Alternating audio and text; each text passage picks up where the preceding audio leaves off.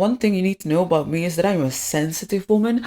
I need tea and hugs and emotional safety. So last year, when I was struggling with some triggering stuff, I was impossibly vulnerable. Think being cut open from your neck to your pubic bone and the surgeon looking at it and being like, hey, this is a little more difficult than I expected. So they fuck off to get a sandwich and you're left to bleed out. That's how last year felt for me. I focused on the wrong things for way too long and I was just so worn out by the end of it. So I was like, nah, things have to change. I can't take this with me. So I changed things and it wasn't easy, but I already feel so much better than I did most of last year. I feel focused. I feel loved and appreciated by the people in my life. I'm really into the Soviet Union right now and the rise and the fall of it. I'm not confused anymore and it feels great. The lesson that I was slapped in the face with is if you're confused, it's not for you. Confusion feels like crap, and it feels like crap because your soul is trying to get you to drop the thing. So let go, accept it, and trust that whatever is for you will find its way to you eventually. It will not pass you by. Okay, that concludes the hippie section of this thing. Let's talk about whores. So what I've noticed over the years is that the people who I've dated or hooked up with for however long always end up with a woman who is the polar opposite of me immediately after. It's almost like after having survived me, they decide, you know what? Never again. I was talking to a friend about it and she noticed it too, because of course she noticed it too. At this point, my dating history just looks like the siege of Constantinople. But she noticed it too. We were just talking about how interesting it is that a man can be attracted to me and to a woman who laughs behind her hand and wears sensible shoes. The contrast is too big to be coincidental. I know it's not. So I explained to my friend that men probably feel a different kind of attraction to me than to the demure woman. They just dissociate these different kinds of attractions. It's just a Madonna-Whore complex in practice, and she hadn't heard the term yet. I figured, why not talk about it? Just in case you haven't heard it either. And even if you have, there's still a lot to talk about.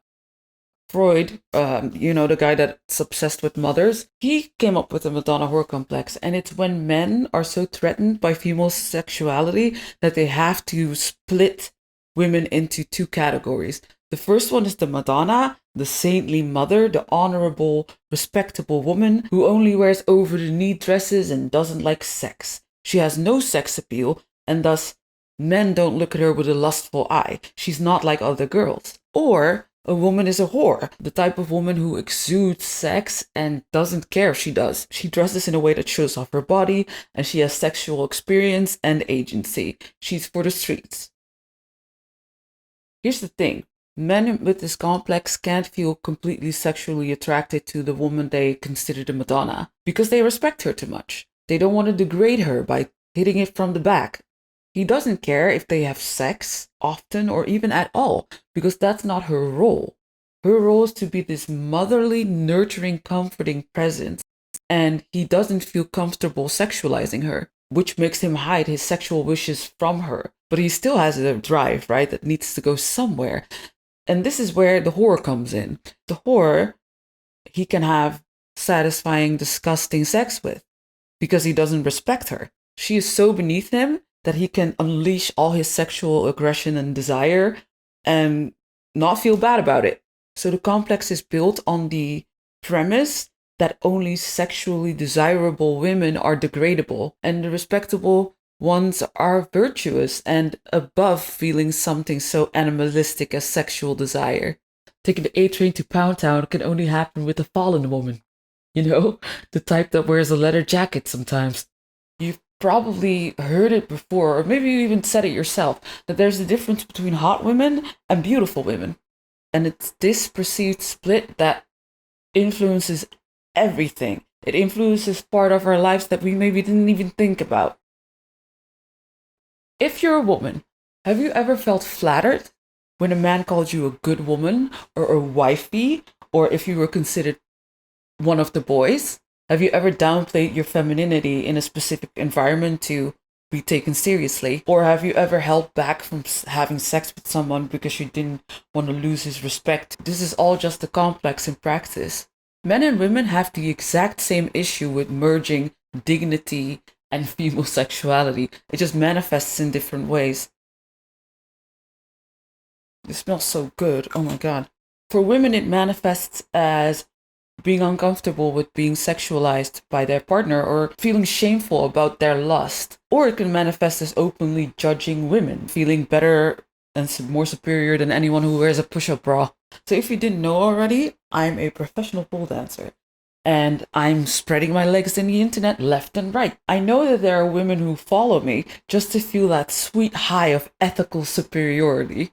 To them, I represent ethical inferiority, and it makes them feel good. Men only engage with me for pleasure. I am too sexual to also be gentle and caring and loving and warm. And I exude too much sexual energy to be interesting, intelligent, or even a good mother someday. The judgmental woman feels like men go to her for all of these things. He goes to her because of her modesty. And this makes her feel like a better person. In her experience, she is being courted, while I am doing cartwheels on people's dick every day, even though I only have sex twice a year. Madonna complex messes with us all. I'm not immune to it either.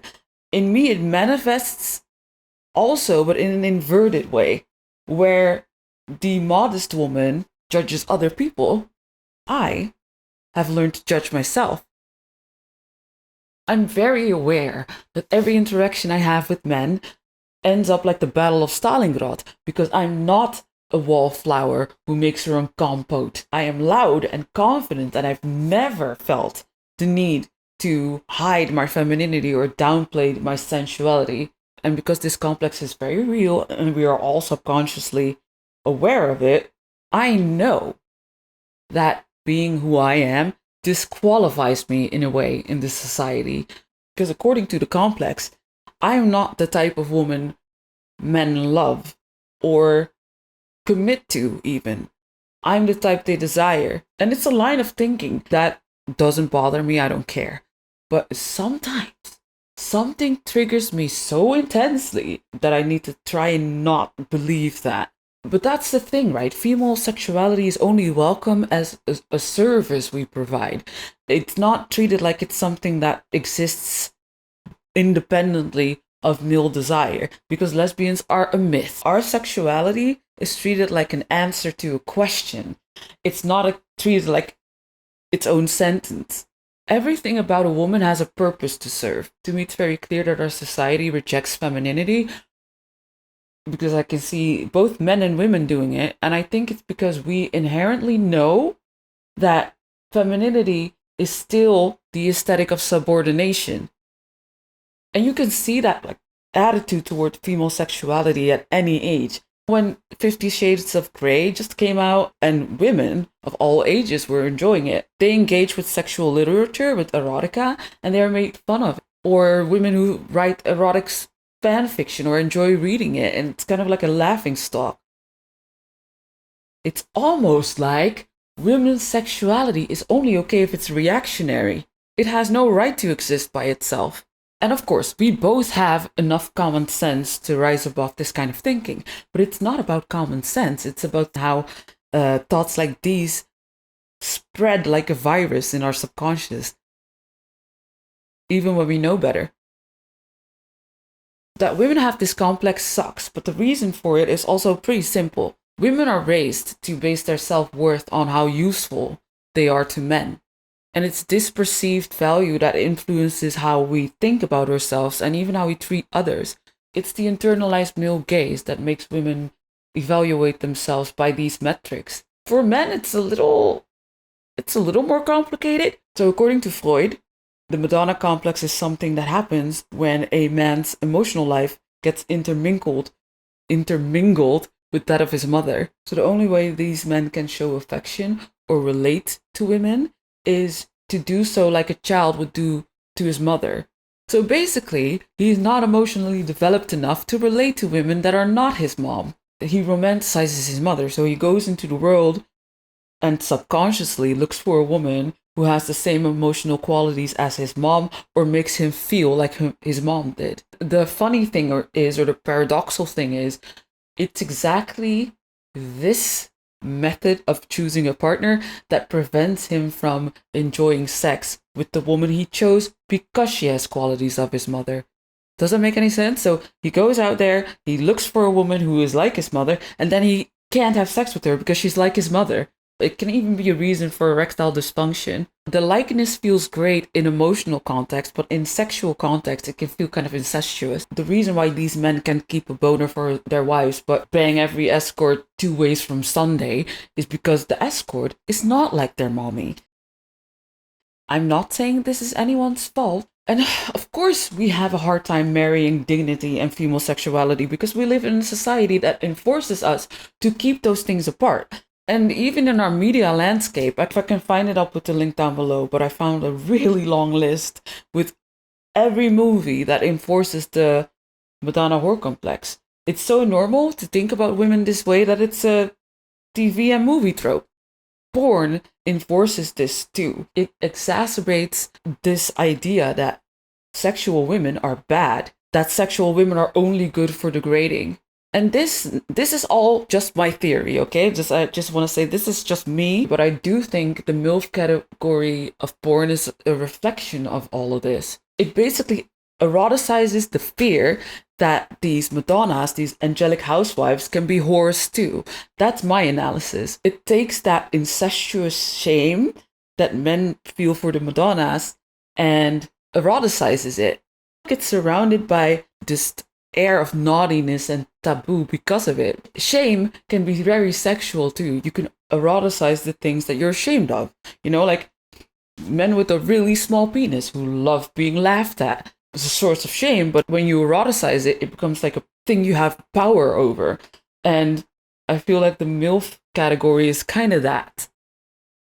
The only reason why this entire thing exists is because we objectify women. Women objectify women, men objectify women, we all objectify women. You know that story I told you about, like men can't love me, but they desire me? That's me objectifying myself. And what about that judgmental woman who rejects sexuality? Well, she's objectifying herself too. And I'm going to explain why. Whether we dress modestly or not, whether we feel ethically superior because we never show our calves, or feel like our sensuality stops us from being loved. It's both of us reducing ourselves to our value to men. The whores are being dehumanized, but the Madonnas are praised in a very dehumanizing way. They strip her of all the things that make her human. They're just reduced to symbols of their mothers, and the whores are just reduced to symbols of depravity. And don't think a Madonna can't become a whore. A Madonna can become a whore. A whore can't become a Madonna. And this kind of reinforces the idea that women are as valuable as they are useful to men. Women are always one step away from completely losing their value.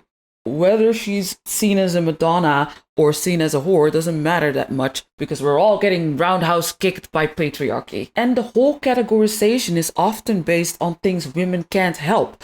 If you're a virgin but you ooze sexuality, then you're still a whore. So I don't think Zillennials or Gen Z have any problem with this. But for us millennials, we all went to school with that one girl that was accused of being a slut. And no one really knew why, but she was just a school slut.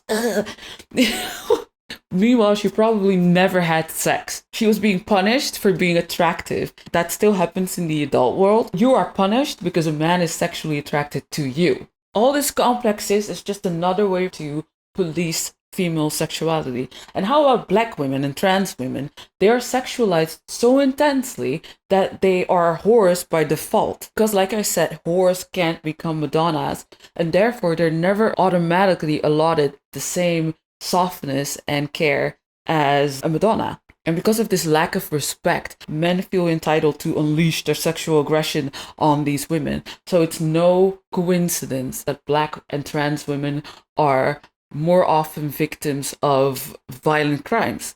The scope of the Madonna complex is so big, right? Because it's the thing that prevents a man you had sex with on a first date from calling you. But it's also the thing that makes dating less safe for black and trans women. And it's also this thing that makes women ashamed of their bodies and sexual desires. So to put a bow on it, some people are more fucked than others, but we're all fucked. Okay, so what have we learned? I think the observation I made during that conversation with my friend was accurate.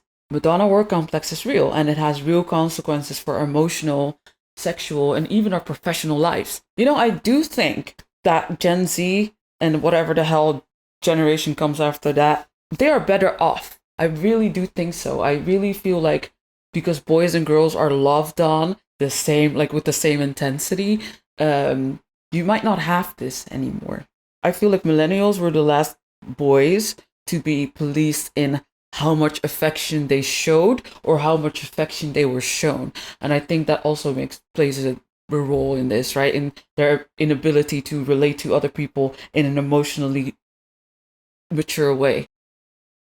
So in conclusion, men are big boys now, and since we're not living in a tale of Greek mythology, there's no reason to be threatened by female sexuality. So men, relax, and may the mother of your children be an absolute skank. I want that for you. I really do. And to the women, don't let this nonsense stop you from exploring your sexual desires and your body on your terms. You're way more than your sexual expression and experiences. Please remember, first of all, you're a woman in this system. Everything is stacked against you anyway, so we might as well have a bitchin' time. And second of all, we're all going to shrivel up and die. No one will give a flying fuck that you gave someone a blowjob in a dressing room when you're 80 and struggling to hold a cup. Multiple orgasms and vaginal orgasms are real, so you go out there and you find them.